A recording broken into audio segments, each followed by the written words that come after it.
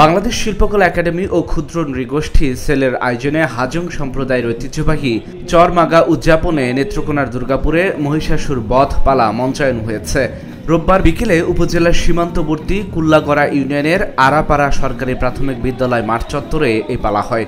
অনুষ্ঠানে জেলা প্রশাসক বনানী বিশ্বাসের সভাপতিত্বে প্রধান অতিথির বক্তব্য দেন বাংলাদেশ শিল্পকলা একাডেমির মহাপরিচালক ডক্টর সৈয়দ জামিল আহমেদ। এ সময় আয়োজকরা জানান, কালী পূজার অমাবস্যার তিথি থেকে এ উৎসব শুরু হয়, চলে 10 থেকে 12 দিন পর্যন্ত।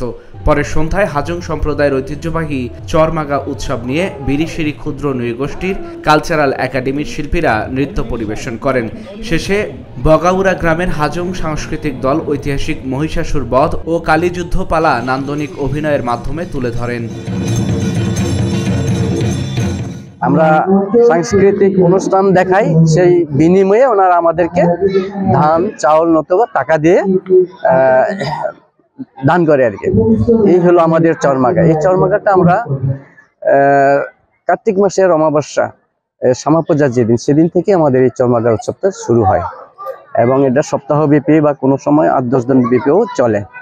অনুষ্ঠানের শেষে আমরা গ্রামের সবাই মিলে ছোট বড় একসাথে রান্না বান্না করে ওই দিন আনন্দ উপভোগ করে।